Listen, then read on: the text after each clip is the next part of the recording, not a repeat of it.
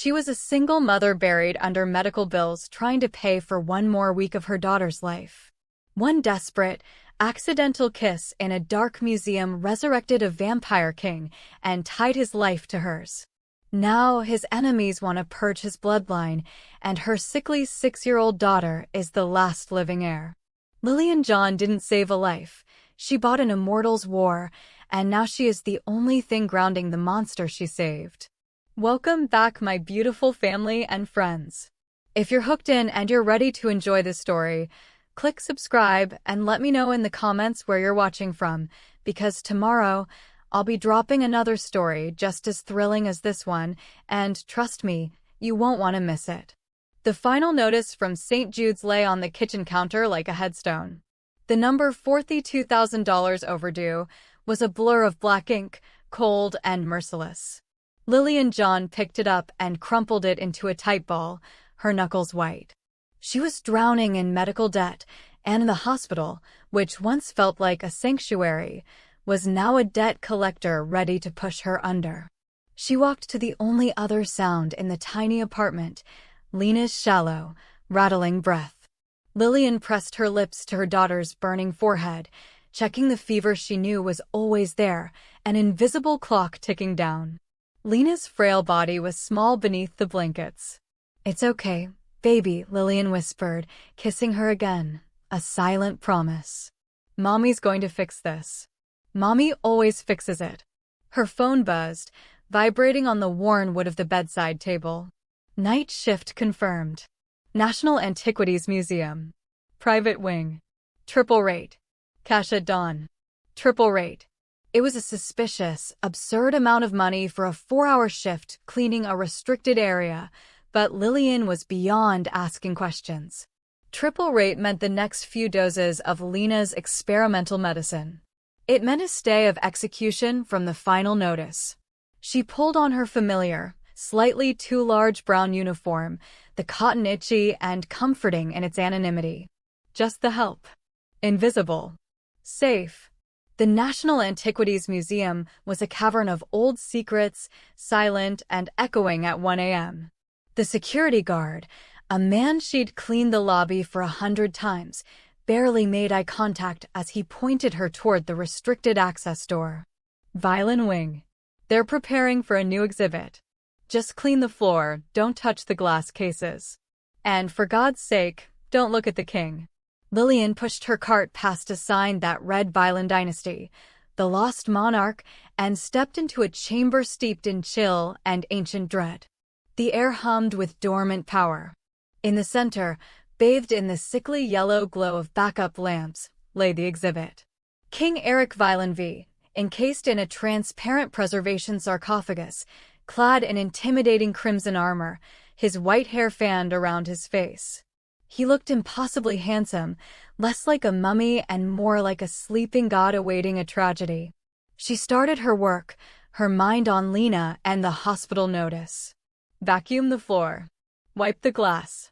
She ran the damp cloth over the pristine case. Then, the lights cut out. The chamber plunged into absolute darkness, and the low, mechanical hum that had permeated the room vanished. The power failure was not just an inconvenience. The preservation runes etched into the glass case, which had glowed faintly blue, faded entirely. Panic seized Lillian. She fumbled for her flashlight, but it was too late. In the beam of her light, she saw it. King Eric Violin's perfectly preserved skin was no longer marble. It was turning gray. Fine, spiderweb cracks were racing across his face and hands. He was truly dying this time, desiccating into dust, the power failure accelerating centuries of dormancy. An overwhelming, irrational compulsion, a primitive, frantic need to preserve history, drove Lillian. She couldn't let him turn to ash. Not this beautiful, powerful thing.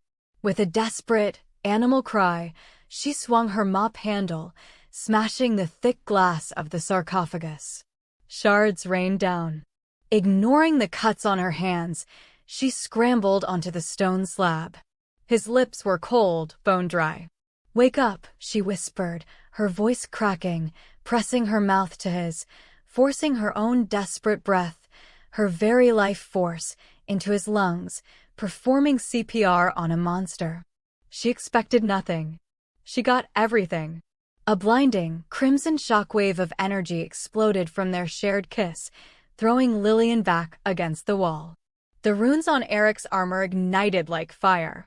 His eyes, burning, predatory, red, snapped open, fixing instantly on her face. He gasped a lungful of her shared air, the sound like ripping silk. "You," he rasped, his voice ancient and thunderous. "You saved me, mortal. And now you're mine." Alarms shrieked through the museum, not the regular fire alarm, but a deeper, more resonant horn. Eric rose, the king fully resurrected, the dagger that had sealed him away crumbling to dust at his feet. He staggered, still weak, but the moment his gaze found Lillian again, his face twisted in a look of sudden, terrifying clarity. "The tether," he growled, the word heavy with power. "My life is bound to yours. I feel your wretched, human pulse as my own." Before she could process the impossible truth, the restricted door burst open. For figures in black tactical gear, wielding silver-tipped crossbows, flooded the room. "The Sanguine Order. The king has awakened." "Kill the anchor," one screamed, leveling his weapon at Lillian. Eric moved faster than human thought. He grabbed Lillian, pulling her against the cold steel of his armor, shielding her from the bolts. "Run, woman," he commanded, his eyes still burning. The king of vampires thrust into the 21st century, his life tethered to a terrified cleaner. "And tell me where you hid the heir." The crossbow bolt struck the wall where Lillian's head had been a second ago, burying itself deep into the stone with a sickening thwack. Eric's gauntlet, cold and surprisingly strong, clamped around her arm, dragging her across the shattered glass. He was resurrected but disoriented, moving with the brute instinct of a caged animal suddenly released. "Where is the nearest egress point, human?" Eric demanded, his voice a low, terrifying rumble that vibrated through the metal of his armor and into her bone. "The loading dock. Follow me, hurry," Lillian cried, her mind racing past fear straight into survival mode. She wasn't thinking about vampires or history. She was thinking about Lena and the babysitter. If the Sanguine Order, those silver arrow-wielding monsters, found her, Lena would be alone. Eric, in his heavy, ancient armor, followed her through the museum's hidden service passages, his movements surprisingly graceful despite his bulk. Every step echoed, masked only by the incessant, deafening shriek of the building alarm. They burst through a swinging door into the concrete loading dock, the air thick with the damp chill of pre-dawn. A black SUV, sleek and silent, was already pulling up to block the exit ramp. "We're boxed in," Lillian yelled, spinning around. Eric glared at the vehicle, his red eyes narrowing. "Do they think this motorized cage will stop a king?" He took a step forward, raising a gauntlet as if to smash the SUV into scrap metal. "No. Wait. My car is here." Lillian pointed frantically to a beat-up 2008 Honda Odyssey minivan parked inconspicuously near a stack of empty pallets. It was her only asset, dented and smelling perpetually of stale juice boxes, but it was hers. Eric stared at the minivan as if it were an affront to his sensibilities. "What is this soft-wheeled box? Where are the horses? The iron? It's transportation. Get in, Your Majesty, or we both die here." She yanked open the sliding passenger door. His confusion was their momentary advantage. He hesitated for only a second, his aristocratic disdain battling his immediate need for escape. He folded his enormous armored frame into the minivan, the suspension groaning in protest. He had to duck his head against the ceiling and the ancient, crimson metal scraped against the beige plastic trim. Lillian jumped into the driver's seat, jamming the key into the ignition. The engine turned over with a cough, and she slammed her foot down on the gas pedal, steering the minivan around the incoming SUV, tires squealing in protest. "What manner of unit carriage is this?" Eric snarled, pulling off his heavy gauntlets, revealing hands that were powerful, elegant, and impossibly pale. He looked utterly ridiculous, a terrifying, ancient vampire king trapped in a mother's vehicle. It smells of sweetened milk and decay. And why is it piloted by a peasant?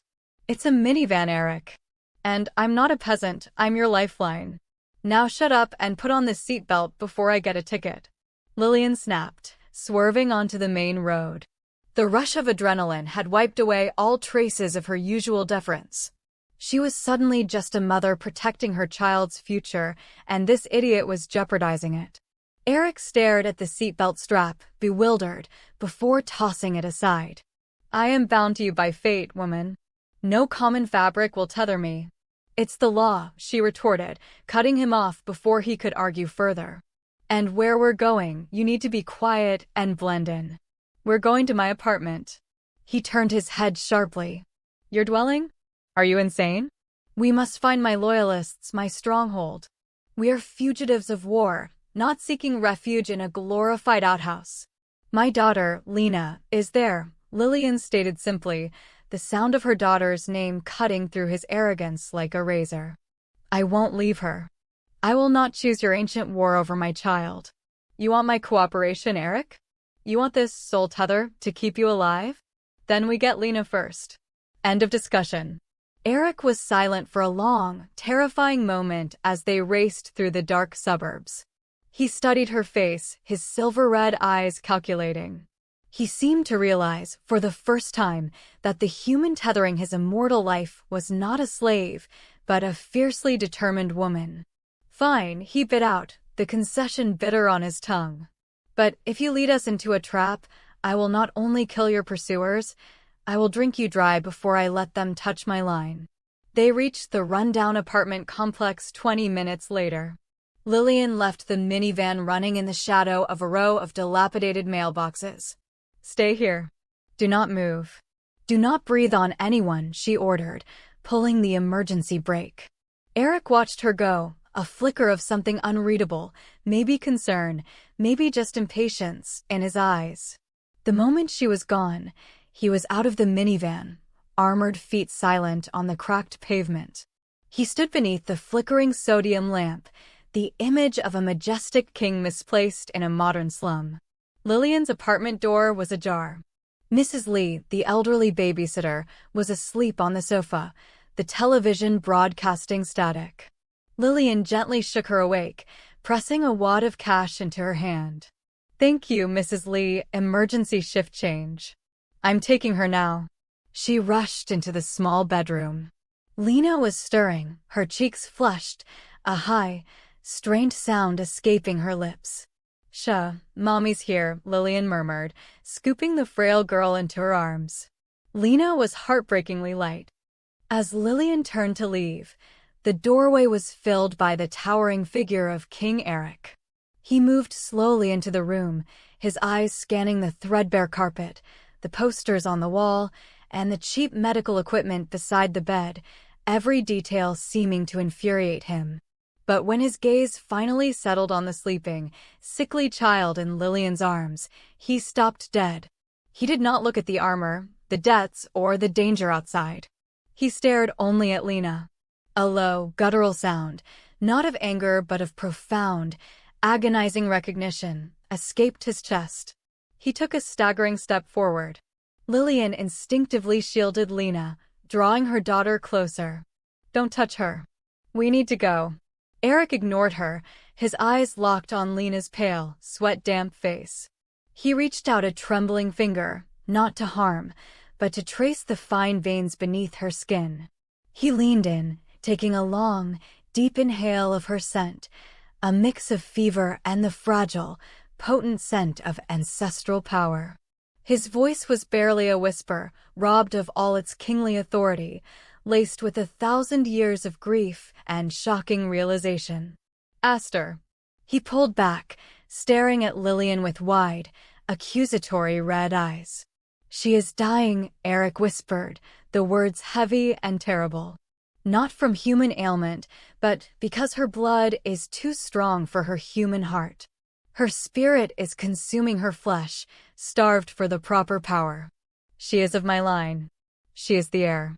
The squeal of tires on wet asphalt ripped Eric from his stunned reverence. Lillian didn't wait, the primal terror of a mother protecting her child overriding any deference she might have developed. She bolted from the room, Lena clutched tightly to her chest. They're here. Move. She reached the minivan just as two black, unmarked SUVs, the vehicles of the Sanguine Order, screeched to a halt at the entrance of the apartment complex. Men in black tactical gear poured out, silver crossbows glinting under the harsh streetlights. Eric was already in the passenger seat, his massive armor filling the space, his face cold and focused. He ripped the rearview mirror off the windshield, studying his reflection, or lack thereof, in the shattered glass. Crude hunters, he sneered. They lack the sophistication of the Obsidian Guard, but they're faster. Lillian threw the gearshift into drive and sped out of the complex, weaving the minivan through a tight alleyway, barely scraping the side of a dumpster. Where's your lair? Where do we go? She yelled over the engine noise. I have no lair in this strange, new world. The museum was my tomb, now it is their alert signal, Eric growled. Drive. Get us onto the Great River of Iron, the highway. We need distance and darkness. Lillian navigated blindly, panic giving way to cold, efficient action. Within minutes, the little Honda Odyssey merged onto the 8-lane interstate, swallowed by the late-night traffic of delivery trucks and sleepy commuters.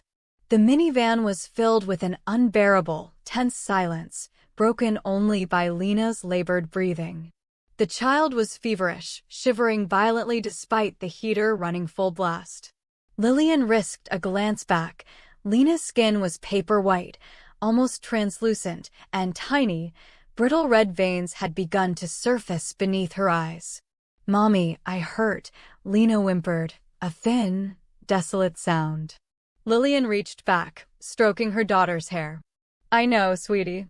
We're going to find a doctor, I promise. A doctor will prescribe human remedies for a royal malady. It will kill her faster, Eric stated, his voice devoid of emotion, but his eyes were fixed on the child with a strange, intense concentration. He turned his gaze back to Lillian. The human doctors have failed you because they treat the symptoms of starvation, not the cause. Starvation? She eats, Eric. She just can't keep it down. Lillian choked out, tears of frustration blurring the road ahead. No, not food. Blood, he stated plainly. Eric didn't ask permission or announce his intention. He lifted his hand, the same hand that had held her in the museum, and with a sudden, sharp motion, raked the pointed edge of his armored gauntlet across his own palm. A single, thick droplet of blood welled up, unnervingly dark and rich, gleaming like a ruby in the faint dashboard light. Lillian screamed, slamming her foot onto the brake and swerving dangerously into the next lane. What are you doing? No, that's disgusting. That's poison. She's 6 years old. Stop this foolish carriage. Her body is rejecting the human half of her lineage. If she does not receive a stabilizer now, she will perish within the hour. Eric bellowed, his voice pure command, silencing her protest. He reached over the seat, his wounded hand hovering over Lena. Before Lillian could physically intervene, Lena, guided by an instinct deeper than consciousness, older than her humanity, opened her mouth and weakly, but deliberately, licked the drop of blood from Eric's palm. The effect was instantaneous and shocking. The harsh rattling in Lena's chest stopped. The flush of fever vanished, replaced by a soft, healthy color. Lena sighed, a deep, satisfied sound, and her eyes fluttered open, suddenly clear, bright, and utterly normal. Mommy, I feel strong, she whispered, before sinking back into a peaceful, genuine sleep. Lillian stared at the child, then at Eric's bleeding palm, then back at Lena's perfect, restored face. Her hands were shaking so hard she could barely grip the steering wheel. What did you do to her? She asked, the words barely a rasp. Eric closed his hand, the wound already knitting itself shut. I gave her the cure. That illness you mourn, the one draining her life? We call it royal starvation. Your ancestors, the descendants of my lost queen, mingled their blood with mortals to hide from my enemies. The human heart and blood are too weak to sustain the immense power they carry. She needs proximity to her primary bloodline, me, to survive. The drop simply stabilized her. She is my great-great-granddaughter, the last direct heir to Violin. The knowledge hit Lillian like a physical blow. Her sweet, sickly daughter was a vampire princess, and the monster in her minivan was her ancestor. And you, Eric continued, twisting his body to face her, his red gaze intense and unforgiving. You, Lillian John, are more than just her mother. You are the source of the life tether. I was dying. When you kissed me, your living essence, your breath, sought me out and bound itself to my decaying core. If you perish, I follow instantly. Our lives are now two sides of the same coin.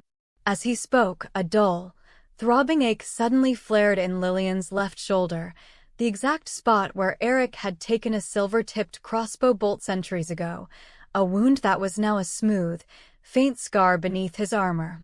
She gasped, grabbing her own shoulder. Eric watched her reaction with a grim satisfaction. You feel it? The ancient pain I bore when they entombed me? You are not just my human anchor. You are my sensor, my battery, my weakness. Lillian could only stare at him, feeling the sharp, phantom pain of an immortal's ancient injury. She was bound to a monster, a dynasty, and a war she never asked for. Pop! The sharp, concussive sound of a tire exploding jolted them both. The minivan swerved violently. Lillian fought the wheel, wrestling the shuddering vehicle off the interstate and onto the shoulder before it could spin out completely. The smell of burning rubber filled the cabin. A flat tire? Eric asked, staring at the ruined wheel with utter disbelief. We're hunted by millennia-old assassins and you are defeated by a whole piece of rubber? Lillian put the car in park, the engine ticking as it cooled. She looked out the window.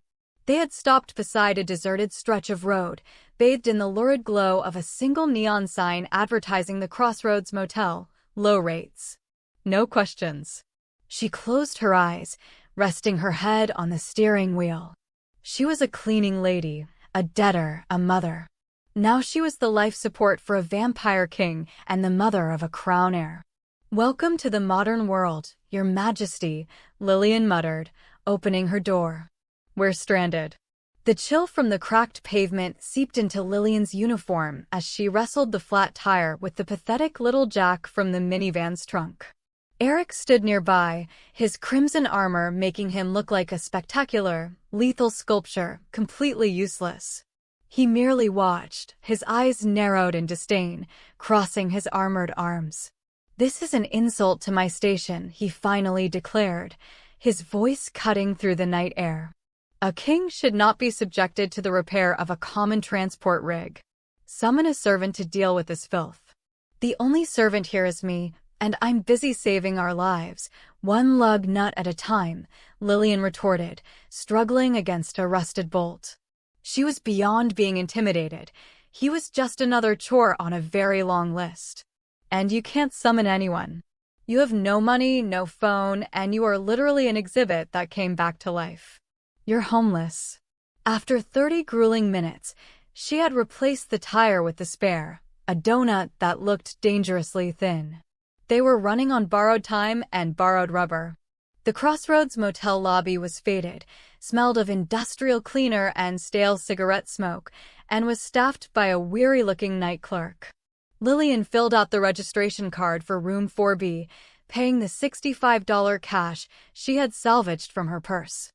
Room for 3? The clerk asked, glancing skeptically at the enormous, armored man standing stiffly by the entrance.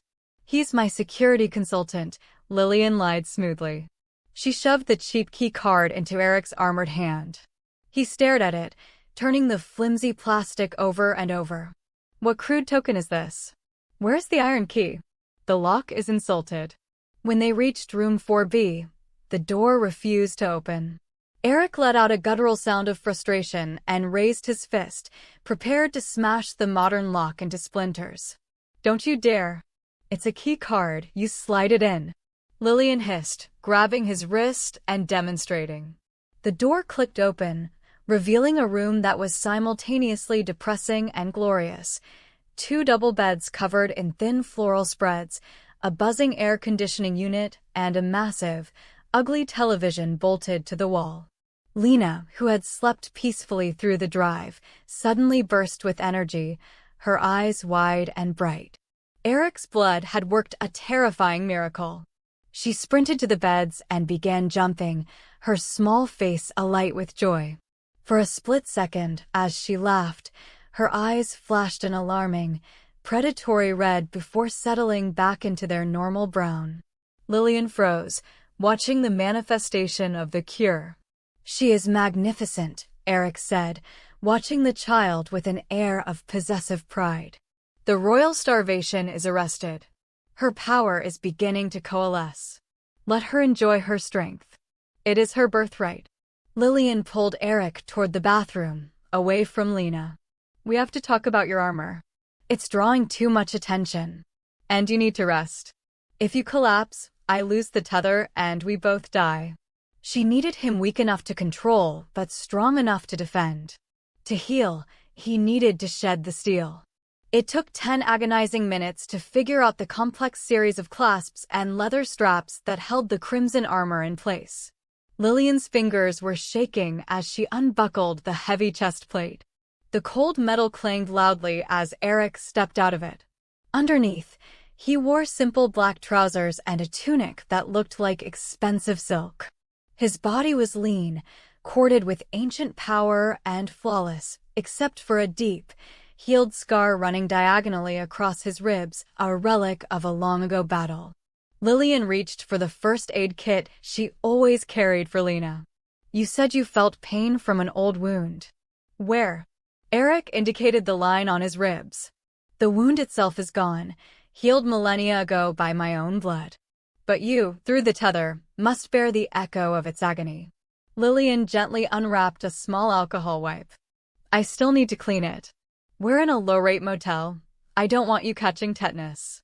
He stood utterly still, his eyes fixed on her as she leaned in, her warm breath contrasting with the frigid marble of his skin.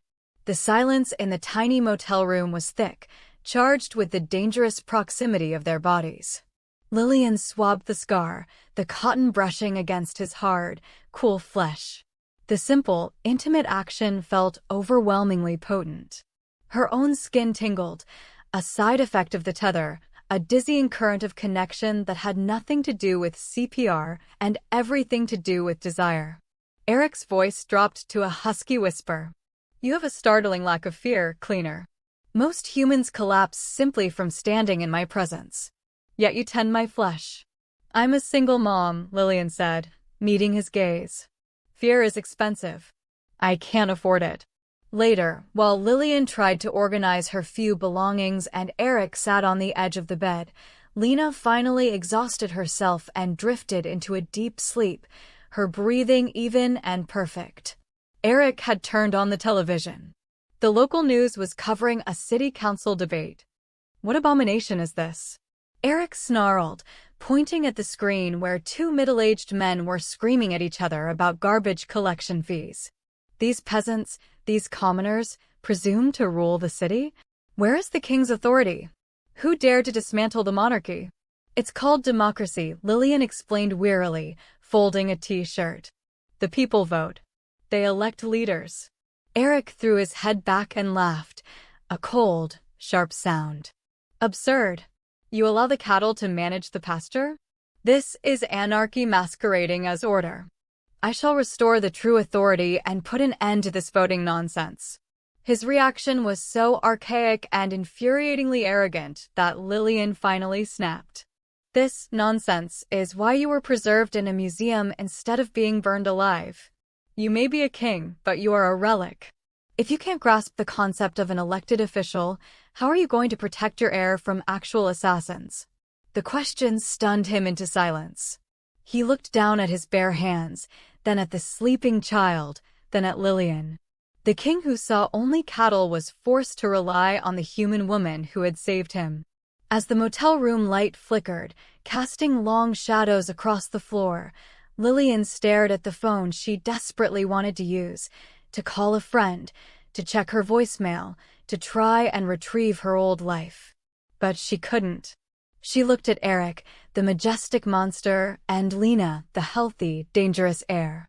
Her brown uniform, her final notice, her old life as a desperate cleaner, it was all gone. She was a fugitive, the queen regent of a war she hadn't declared, tied by blood and fate to a dynasty of the damned. There was no going back to cleaning floors. Her only way forward was to fight. The motel room, even with the television turned off, felt too loud. The silence was heavy with the implications of royal starvation and the terrifying reality of the soul tether. They couldn't stay. The minivan was conspicuous, and the motel clerk had seen them. They needed to move, and they needed provisions. "You require sustenance," Eric declared from his perch on the edge of the bed, where he had spent the last hour observing the Magic Fingers coin-operated massage unit with aristocratic skepticism. He was still in his silk tunic, his armor resting in pieces in the bathtub. "I can go no further without consuming blood. And the air must continue to stabilize." Lillian looked at the remaining $20 in her purse and the sleeping, rosy-cheeked Lena. "I need real food. Bread, water, and something that doesn't require me explaining why I'm buying a gallon of blood at 6 a.m. We'll go to that 24-hour store down the road. You stay here." "Absolutely not," Eric snapped, rising to his full, imposing height. "I am your protector, and you are my anchor. I cannot allow you to wander into the clutches of assassins while I am reduced to playing nursemaid. Furthermore, if the Sanguine Order has tracked us this far, they will expect me to require blood. I will come as your guard." "You look like a Viking model having a midlife crisis, Eric." "You absolutely do not blend," Lillian countered, shoving her wallet into her pocket. He simply wrapped a heavy wool motel blanket around his shoulders, which, combined with the silk tunic and his severe bone structure, somehow made him look even more conspicuous. "I am now merely a large, eccentric gentleman suffering from a severe chill. Let us proceed." The convenience store, Express Mart, was brightly lit and offensively cheerful. Eric navigated the narrow aisles with the stiff disapproval of a man who found the concept of prepackaged donuts deeply offensive. Lena, secure in a baby carrier on Lillian's chest, was wide awake and fascinated by the sheer volume of sugary cereal. Lillian grabbed a carton of milk, a loaf of bread, and a cheap cellular phone charger. Eric, meanwhile, stopped dead in front of the cashier, who was a bored teenager scrolling on a tiny screen. "I require the service of exchanging goods for currency," Eric announced, placing 2 items on the counter, a package of beef jerky and a gallon of spring water. "Yeah, that's $14.50, the cashier mumbled without looking up. Eric reached into the hidden lining of his tunic and pulled out a heavy, intricately embossed gold coin. He slammed it onto the counter. "This is a Violin sovereign, minted in 1412. It contains enough pure gold to purchase this entire establishment." The cashier finally looked up, his jaw dropping as he saw the ancient coin and the bizarre man in the blanket. "Dude, what is that?" "We don't take foreign currency. And that thing's probably fake. Pay with the plastic or cash or move it." Eric's eyes narrowed to red slits. He leaned down, placing his hands flat on the counter. The air in the checkout aisle turned icy. "Listen closely, low-born creature. In my realm, speaking to your monarch with such insolence would result in the loss of your tongue. You will address me with respect, and you will accept the coin that is your due, or I will ensure you never again draw breath with that unpleasant wine." Lillian grabbed Eric's silk-covered arm and hauled him backward. "He'll take the plastic." "We're very sorry. My husband has a traumatic brain injury and thinks he's a prince," she exclaimed, swiping her debit card and pulling Eric out of the store before the teenager could call the police. The brief, humiliating incident had bought them time, but as they reached the produce section, Eric insisting on examining every apple for signs of blight, Lillian felt the hairs on the back of her neck rise. A man was loitering near the frozen pizzas, speaking quietly into his cuff. He was wearing an expensive leather jacket, but the angular lines of his jaw and the cold intensity of his eyes were unsettlingly familiar. He was not dressed like the armored museum guards, but he carried the same deadly air of intent. Sanguine order. Lillian grabbed Eric's arm. The man by the pizza. He's one of them. Different outfit, same vibe. Eric did not turn, but his eyes darted to the reflective surface of the display case. He saw the man confirm their identities into his cuff. The tracker must have alerted him. Before Eric could react, the man tossed a small, metallic sphere toward the ground. It exploded in a burst of blinding white light and a shriek of high-pitched static designed to disable vampire hearing. Eric cried out, clutching his ears, momentarily stunned and exposed. A second hunter materialized from the cereal aisle, leveling a crossbow. Lillian screamed, pushing the shopping cart directly into the path of the first hunter. The cart crashed into his legs, buying a critical second. Eric, still reeling from the sonic attack, saw the second hunter raise his weapon.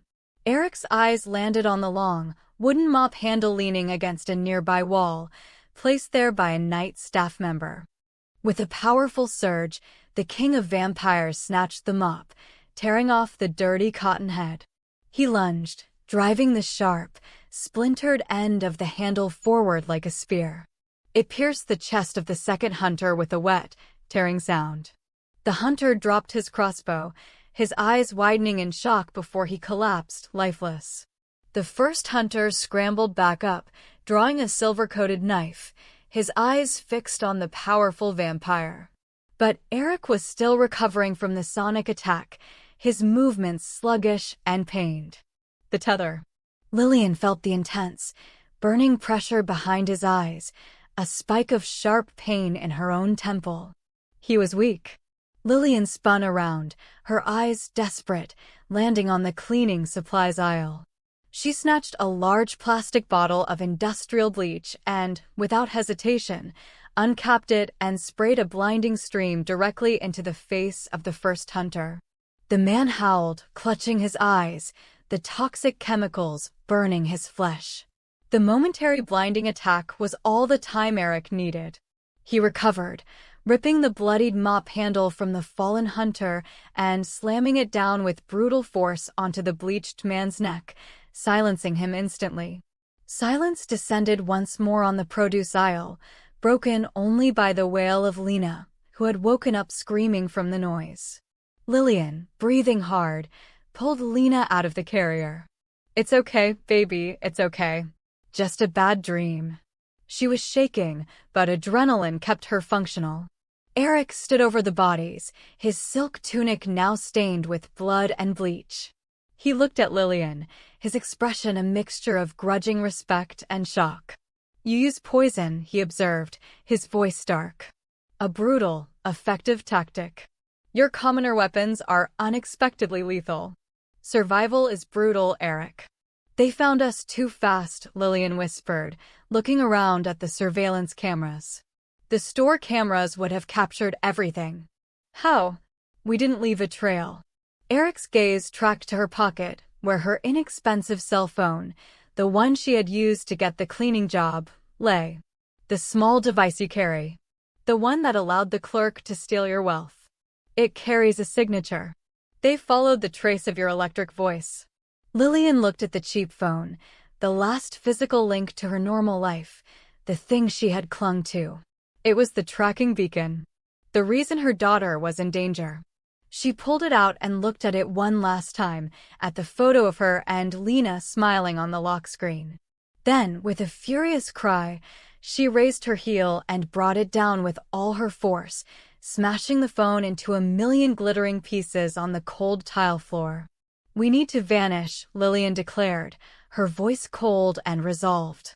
She adjusted the now silent Lena on her hip and looked at Eric, the vampire king who now seemed to rely on her common sense more than his ancient power.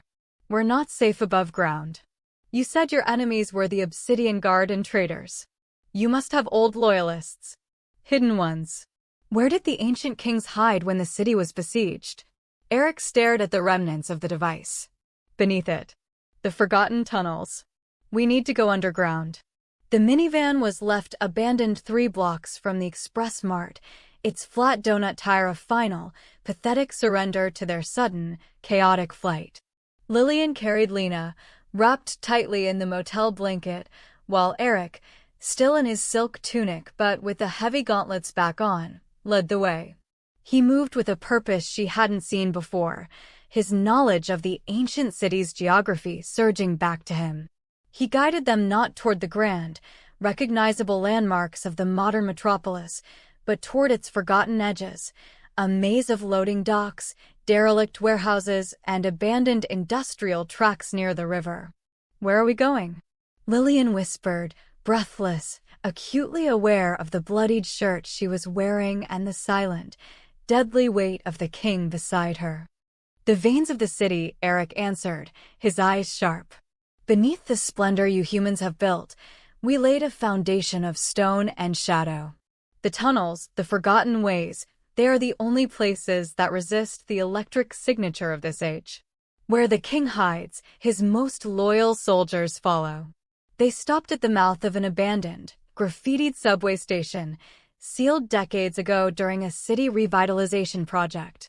Eric effortlessly ripped the chain and padlock from the rusted door, the sound muffled by the constant urban traffic.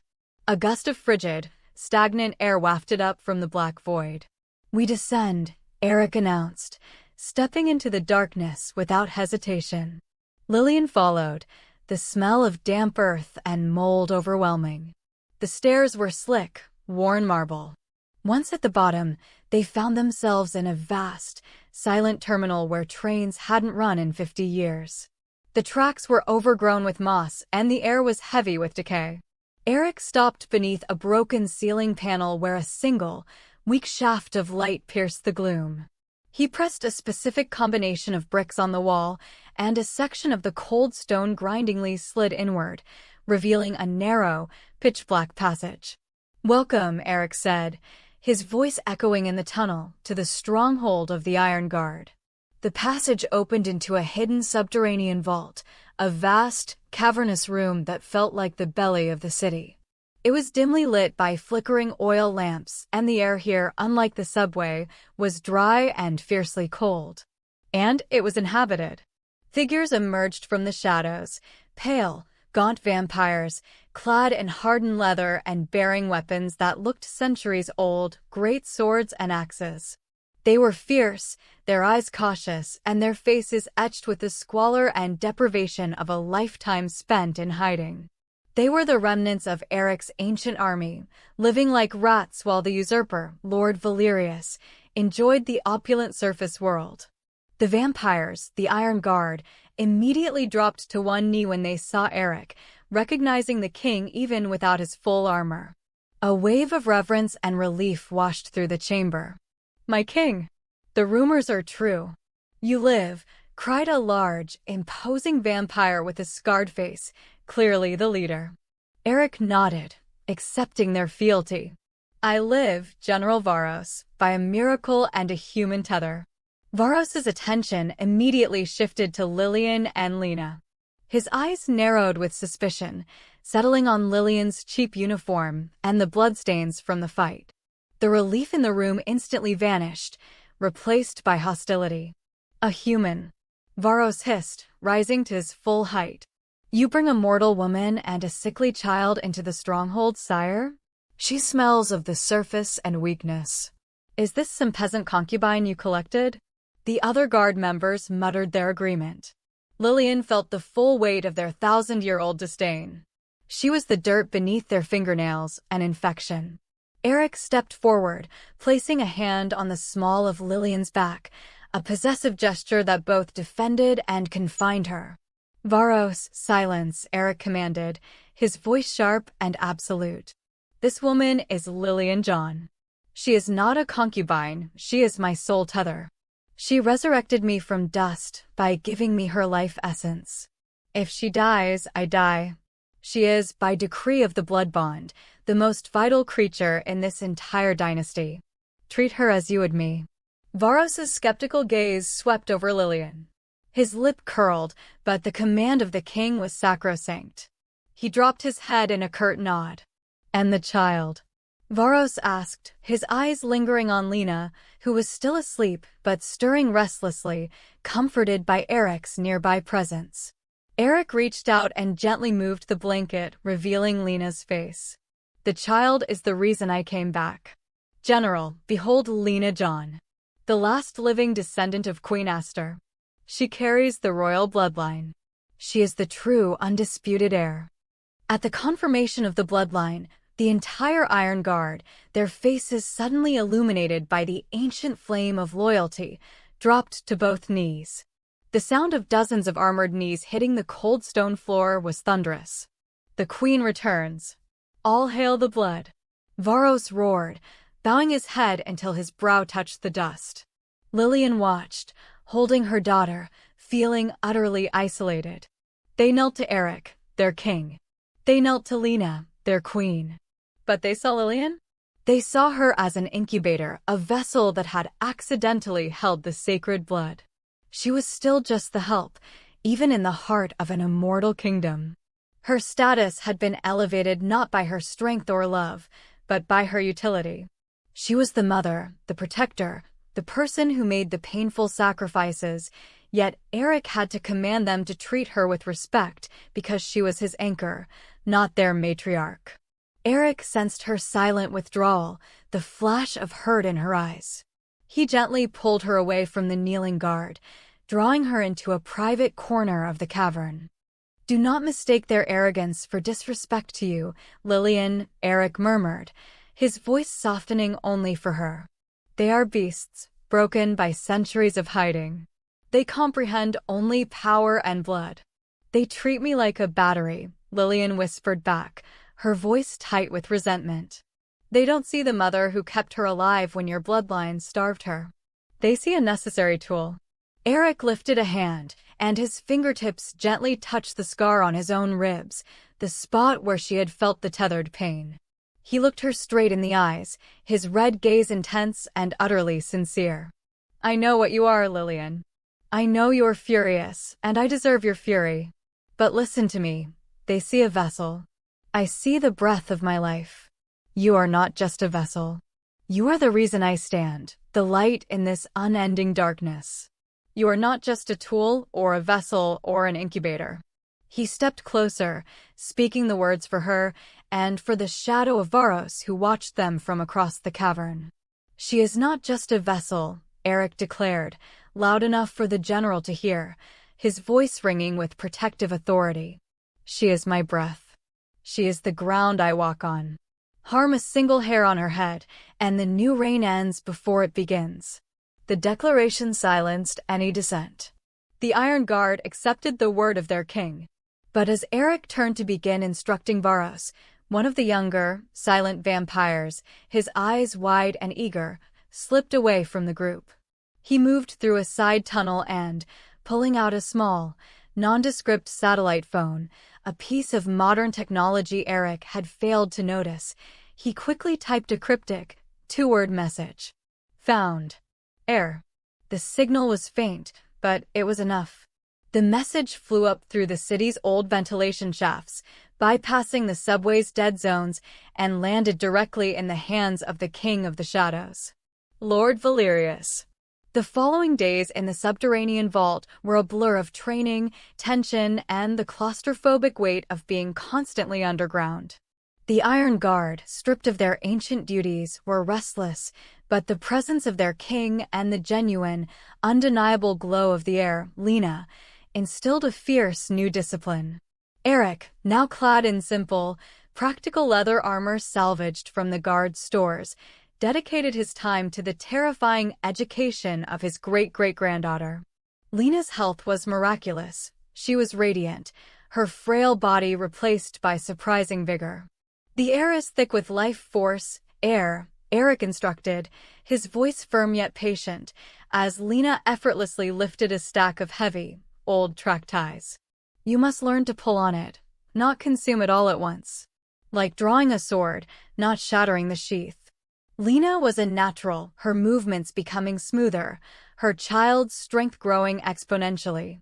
The only issue was the occasional, startling flash of red in her eyes, the predatory instinct that both thrilled Eric and chilled Lillian to the bone. Lillian, meanwhile, was not idle. She refused to be a burden or a mere censor for Eric.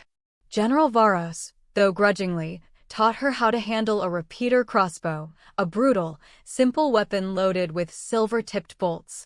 She didn't have Eric's supernatural speed, but she had focus, patience, and the visceral motivation of a mother. Hold your breath, human. Feel the tension, not the fear, Varos barked, watching her shaky aim. Lillian gritted her teeth, ignoring the faint, aching throb in her side, a residual effect of the soul tether whenever Eric pushed his own physical limits. I must be more than a cleaner, more than an anchor, she told herself. I am her shield. The attack came at the close of the 5th day. There was no subtle warning, only the shattering sound of a massive, ancient sewer grate being ripped from its hinges several hundred yards away in the abandoned subway tunnels. Breach!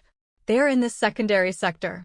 Varos roared, immediately mobilizing the guard. Eric's face, already severe, hardened into an implacable mask of war. Valerius, he hissed, recognizing the tactics. He uses mercenaries. Vampires who crave power over loyalty. They do not fear the Iron Guard. Lillian immediately swept up Lena, wrapping her in a protective shawl. I'm keeping her hidden. No, Eric commanded, his eyes blazing red. She stays with me. Her presence is a rallying banner, and her blood is the weapon. Go to the 3rd watch point. Use the silver. He placed his hands on her shoulders, the tethering warmth intensely distracting. Do not die, Lillian. I require your heart to beat. Lillian nodded, her crossbow ready. The battle began in the labyrinthine darkness of the unused tunnels. The sound of clashing metal, guttural vampire cries, and the distinct thwump of crossbow bolts echoed through the subway. The Iron Guard fought with ferocious loyalty, but they were starved and outnumbered by Valerius's heavily armed vampire mercenaries. Lillian fought, moving through the grime-caked tunnels, her heart pounding a frantic rhythm. She fired the crossbow with surprising accuracy, aiming for the mercenaries' chests, the silver bolts tearing through their undead flesh. She was a natural hunter, born of desperation. Then, she rounded a corner and came to an abrupt, terrifying stop. Eric was engaged in a brutal, hand-to-hand fight with 3 massive mercenaries, his silver-clad gauntlets tearing through them. Lena, terrified, was huddled behind a crumbling column, crying. But between her and Eric stood a figure of appalling, cruel elegance, Lord Valerius. Valerius was younger, sharper than Eric, dressed in modern, tailored combat gear that mocked the king's ancient armor. He watched the fight with a bored, knowing smile. He wasn't after Eric. He was after the heir. Lillian! Eric yelled, attempting to fight his way free, but the mercenaries pinned him down. Lillian raised her crossbow, aiming for Valerius, but she was too far.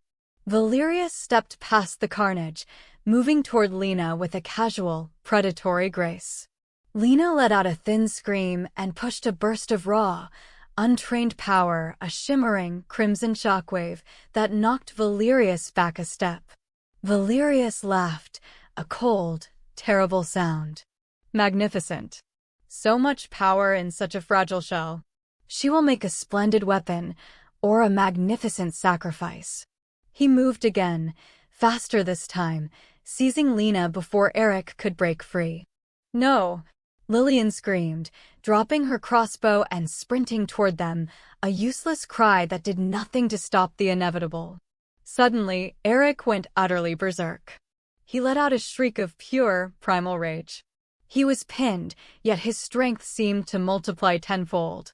He stopped fighting the mercenaries and simply tore them apart, his gauntlets ripping through hardened leather and bone as if it were parchment.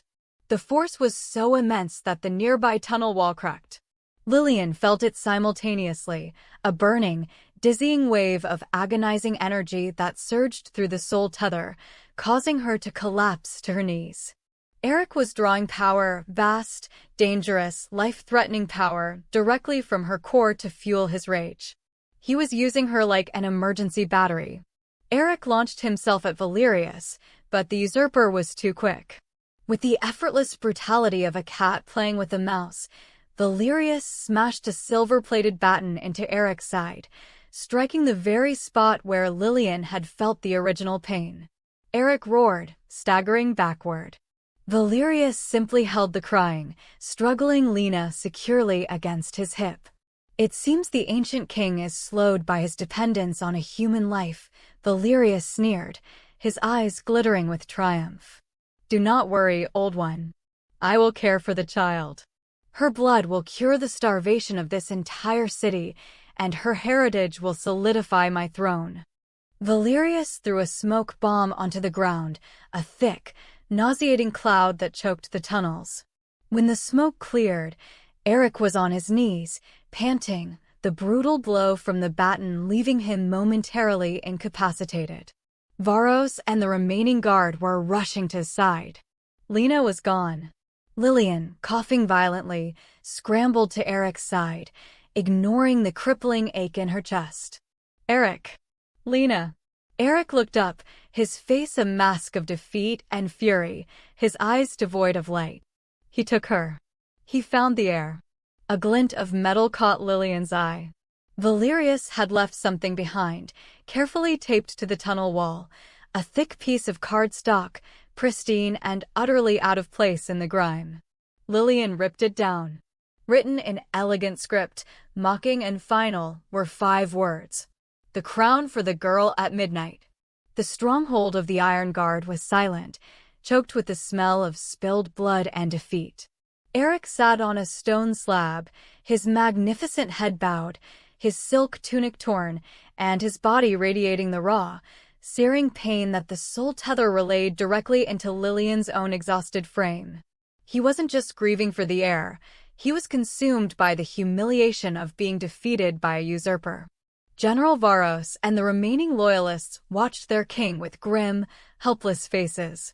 They were expecting a battle plan, a decree of war, but Eric offered only a deep, crushing despair.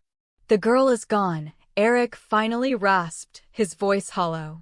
Valerius will not wait. He will perform the ritual to cleanse her bloodline and claim the violent power for himself before the end of the night. He challenges us to a suicide. We must go now. We attack the tower. Attack with what, sire? Varos questioned quietly. We have barely 12 souls left. Valerius has hundreds of mercenaries waiting in the city. To storm the highest tower is not a challenge, it is a slaughter. Then we die as kings, Varos. We do not surrender the bloodline to a traitor. Eric rose, his movement stiff with fury, prepared to march out and face the impossible odds alone. Lillian, watching him, felt a furious, cold resolve settle in her heart. She was done watching powerful men make stupid, emotional mistakes. She was done being the silent anchor. She had survived hospital debt, eviction notices, and vampire assassins. She was not going to let a glorified temper tantrum end her daughter's life. She walked directly up to the vampire king, her small, brown-uniformed figure facing his imposing, 7-foot frame. She raised her hand, ignoring the gasps of the remaining Iron Guard. Smack. The sound of her palm connecting with Eric's pale cheek echoed through the cavern. The force of the tether made her own hand sting and her shoulder throb with a shared shock, but she didn't flinch. Eric stopped, his red eyes blazing in disbelief, not just at the slap, but at the sheer audacity of the action. The Iron Guard stood frozen, ready to tear the insolent human apart.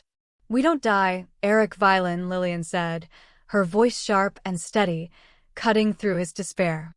We don't die for glory. We plan. She looked at the assembled vampires. You have lived beneath the city for 50 years, waiting for a savior who marches on arrogance. I am the cleaner.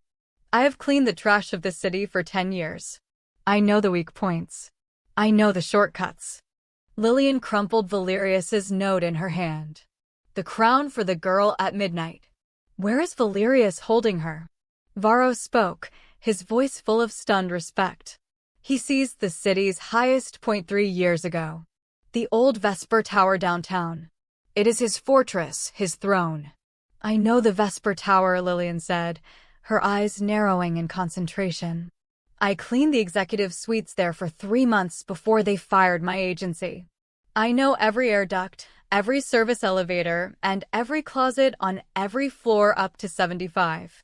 She walked to a dusty, ancient map of the city hanging on the wall and stabbed her finger onto a location downtown. Valerius is holding Lena in the penthouse suite. The only way up is the express elevator. He expects you to try and fight through the lobby. But how will we reach the top? Eric asked, his voice subdued, his focus finally locked onto her tactical mind. You fight with power. I fight with systems, Lillian stated. The Vesper Tower is built on money.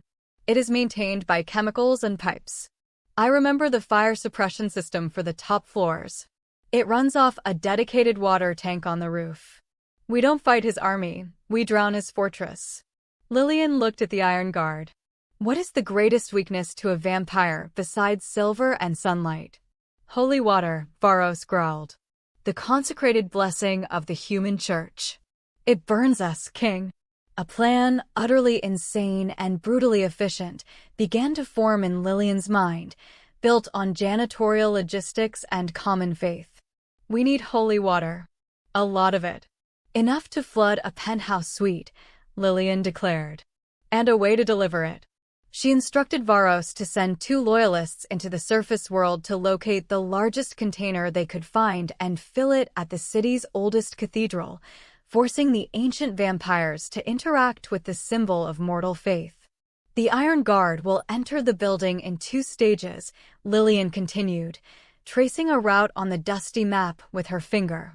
The main force attacks the lobby as a diversion, drawing Valerius's mercenaries down. Eric and we use the service entrance near the chemical storage room. It's an easy access point for service crews. She then retrieved a discarded cleaning uniform from her belongings, her last uniform, the one she had been wearing when she walked into the museum. She handed a spare, pristine uniform from the guard's discarded supplies to Eric. We don't look like warriors. We look like the help, Lillian said, a faint, humorless smile touching her lips. Valerius will be looking for a king in armor.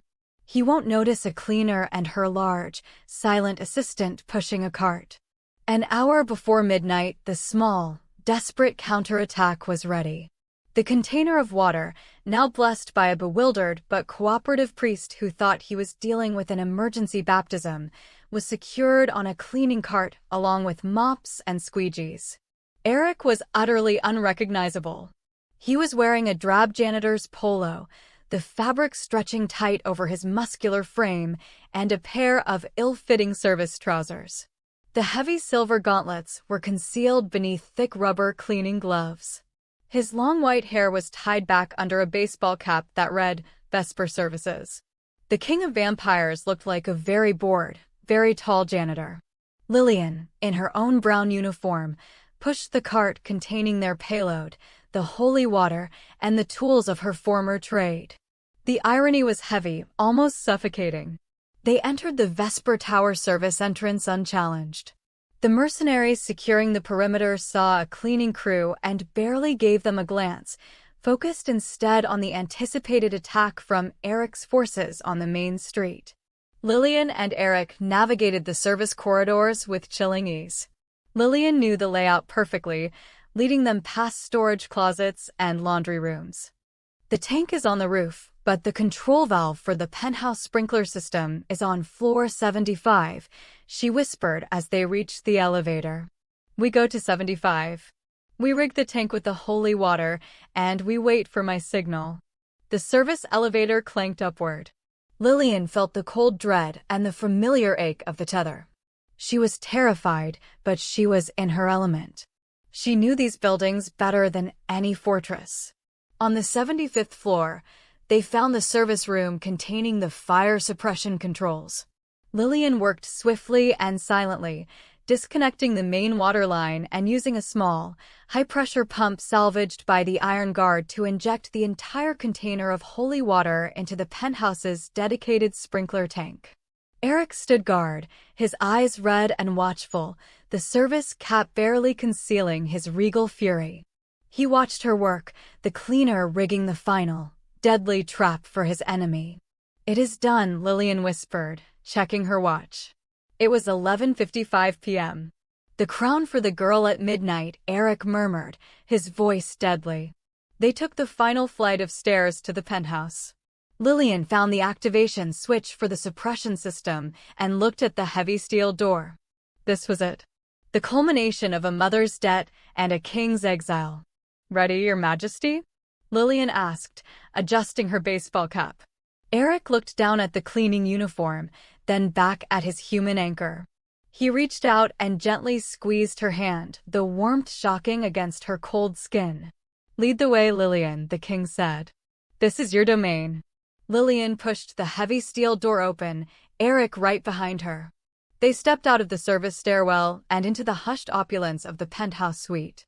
It was a vast, minimalist space overlooking the shimmering grid of the city, dominated by floor-to-ceiling windows. The air was thick with the scent of expensive materials and old vampire power. Lord Valerius stood in the center of the room, near a raised marble platform that was clearly meant to serve as his throne. He was holding Lena. Lena was terrified but silent, struggling weakly against the iron grip Valerius had on her small body. In his other hand, Valerius held an ornate silver dagger, its point resting lightly against Lena's throat. Valerius looked up as the door opened and saw not a mighty, armored king, but a woman in a brown uniform and a tall, brooding janitor in a baseball cap. He threw his head back and laughed, a loud, disdainful sound. "Oh, Eric, you truly have fallen, haven't you?" Valerius sneered. "You send your chambermaid to face a king? Did you not understand the invitation? The hour is midnight. The time for games is over." Eric dropped the mop he was carrying, the sound muffled by the thick carpet. His face was a mask of cold fury, but he was frozen. He had to be. Valerius had the air, and any sudden move would result in Lena's death and the end of the violin line. Valerius shifted the dagger, the silver catching the city lights. "It's over, old man. Surrender your crown, or I take the power for myself and spill this weak, half-breed blood right here." Eric tensed, his body radiating a desperate energy that caused a familiar, burning spike of pain in Lillian's chest. He was ready to try a suicidal rush, to draw on the tether for impossible power, but the risk was too great. He was powerless. "No," Lillian said. The single word, spoken in the voice of a mother, was calm, steady, and cut through the tension. She stepped out from behind Eric, her small figure suddenly the focal point of the standoff. She reached inside the pocket of her brown uniform, not for a weapon, but for a small, discarded silver butter knife she'd pocketed from the motel breakfast bar. It was cheap, weak, and wholly inadequate, but it was silver.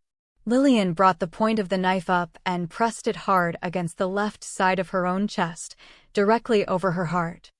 Valerius stopped smiling. He glanced from the king's face to the cleaner's hand, confused by the shift in dynamic. Lillian didn't look at Eric or Valerius. She looked only at the silver point pressed into her skin. "You don't understand the terms of this deal, Valerius," Lillian said, her voice firm. "You want the king's downfall. You want the throne. But you won't get a victory. You will only get dust." She pressed the point harder, drawing a tiny bead of mortal blood. "If I die, the soul tether breaks." "The king dies instantly," Lillian stated, her eyes now locking with Valerius's own shocked gaze. "If the king dies, the only person powerful enough to protect this child is gone. You want the heir? You want the royal starvation to cure your bloodline? You get an unprotected child, alone in a world of monsters you command." Lillian's audacity was a shield no armor could match. She had weaponized her own mortality. "You want the throne? You get a pile of dust," she repeated, her words ringing with cold certainty. Valerius's sophisticated facade cracked, his elegant face contorted with confusion and rage. He had faced kings and warriors, but never a cleaning lady willing to commit tactical suicide. "You are insane, human," Valerius spat. In that critical moment of distraction, the air moved. Lena, having watched her mother's bravery and having drunk the king's blood, was no longer a sickly child. She used the full force of her sudden, unnatural strength, twisting violently in Valerius's grasp. Before he could react, Lena lunged her head forward and sank her small teeth into the back of Valerius's wrist. Valerius howled in surprise, not pain. The sudden, intense contact with the royal bloodline was a searing shock. He recoiled, dropping the silver dagger and shoving Lena violently away. "Now, Eric!" Lillian screamed. She didn't wait. As Valerius was distracted by the bite and the momentary loss of control, Lillian slammed her hand onto the fire suppression switch on the wall. The entire penthouse suite erupted in sound. The smoke alarm shrieked, and then, with a heavy whoosh, the sprinkler system above them kicked on. It began to rain. Not water, but the holy water Lillian had pumped into the reservoir. Valerius screamed, a raw, inhuman sound as the consecrated water lashed against his skin. It didn't kill him, but it burned, smoking and searing his flesh instantly, hitting him like acid. Eric, finally freed from his paralysis, surged forward. He didn't bother with a weapon. He used the mop handle only as a lever, kicking it off the floor to gain momentum. He drove his rubber-gloved fist, a gauntlet of pure, vengeful rage, directly into Valerius's jaw, knocking him back toward the wide windows. Valerius fought, writhing in the burning rain, but the combined assault of the purifying water and Eric's power was too much. Eric grabbed the usurper, his silk tunic now soaked and smoking from the holy water.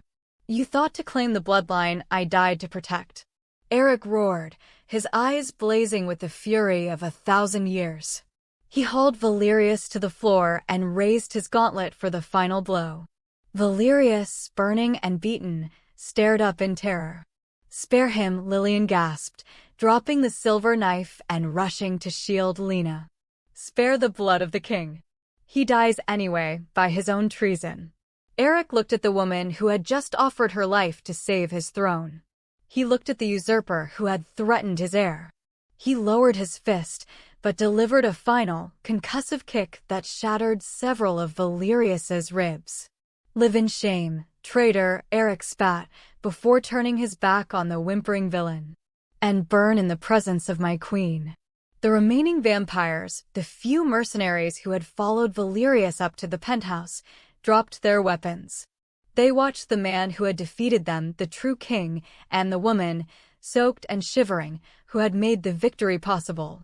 As the fire alarm shrieked, Eric stood guard over Lillian and Lena. One by one, the mercenaries sank to their knees. They bowed their heads, not only to the resurrected king, but to the small, sodden figure who had been willing to destroy herself to protect them all. They bowed to Lily and John. The penthouse was quiet again, the holy water draining slowly through the shattered glass and ruined carpet. The sirens outside had faded, silenced by the complex, powerful influence Eric Violin now exerted over the city's hidden infrastructure. Valerius, defeated but alive, was swiftly taken into custody by the Iron Guard, to face a far slower, darker form of justice. Eric stood above Lillian and Lena, the baseball cap tossed aside, his regal bearing fully restored. He was stained with blood and holy water, but the red in his eyes had settled into the deep, steady glow of authority. He had reclaimed his throne, not through military might, but through the courage of his human anchor. He refused to live in the shadows. The new reign began not in a subterranean vault, but from the highest tower in the city, using the chaos of the night to re-establish dominance. Over the next few weeks, operating from the Vesper Tower, Eric issued a series of shocking decrees that reverberated through the supernatural underworld. He publicly claimed the tower as the new seat of his dominion, the first vampire king in centuries to openly acknowledge his existence to the human world's upper echelons of power. He established a new treaty, enforced by the unified Iron Guard. Vampires would no longer feed indiscriminately. They would police themselves, adhering to ancient codes of honor and discretion, or face the swift, brutal justice of the king. And right beside him, advising every strategic move, was Lillian. The humans need a voice they trust, Eric. Not a decree from a shadow, Lillian explained during a tense meeting with city officials who were desperately trying to cover up the act of terrorism in the Vesper Tower. I speak their language. I understand their debt, their deadlines, and their need for a clean floor. I will be the liaison. Eric agreed without hesitation. Lillian John, the widowed single mother and former cleaner, was named the Queen Regent, the mortal bridge between the immortal world and the surface. She used her unique understanding of the human world's vulnerabilities and needs to negotiate the truce. Lena, meanwhile, flourished. Healthy, vibrant, and fiercely protective of her mother, she was enrolled in a highly specialized private school, one that understood a child might occasionally lift a marble statue without supernatural assistance. Her fever was gone, her strength managed, and her future was safe. She was the symbol of the new union, and Eric treated her with a devotion that startled the Iron Guard. A month later, on a crisp, quiet evening, Eric took Lillian to the National Antiquities Museum. He now owned the building. The violin wing was silent and empty. The shattered preservation sarcophagus was gone, replaced by a gleaming, circular pedestal in the center of the room. A crew was carefully removing the remnants of the broken exhibit. Eric, no longer in armor but impeccably dressed in modern tailoring that highlighted his ancient power, led Lillian to the pedestal. "This room was my tomb, Lillian." "The end of my line," Eric said, gesturing to the space. "The museum preserved a corpse. It presented me as a relic of the past." He snapped his fingers. 2 Iron Guards entered, carrying a second, newly sculpted throne. It was sleek, modern, and made of polished dark wood and silver, the exact inverse of Eric's ancient, armored seat of power.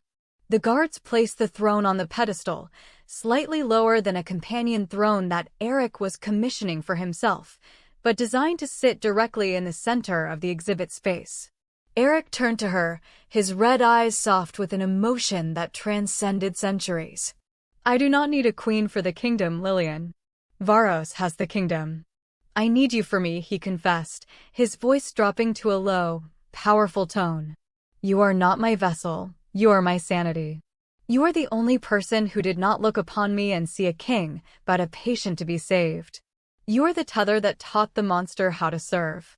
He took her hands, his touch warm and absolute. "I offer you this throne. Not as a symbol of power, but as a symbol of where the new reign truly resides, on the ground, in the real world, anchored by your courage." Lillian's heart swelled with an emotion far more profound than the fear and debt that had driven her life. She looked at the silver and wood throne, the monument to her strength, and she looked into the ancient eyes of the king who had learned to love his anchor. "I accept, Eric," she whispered, her voice heavy with the promise of a future she had fought for. He drew her close. This time, there was no compulsion, no frantic need for resuscitation, no desperate exchange of life essence. It was simply a man and a woman, standing where a curse had been broken and a new world was born. He kissed her, and this time, it wasn't to save a life, it was to start a new one. Thanks for staying till the end, beautiful people. If you enjoyed this story, you will surely love the next one. It's as interesting and even more intriguing as can ever imagine. So, do check it out. Click on the image showing on your screen right now to watch the next.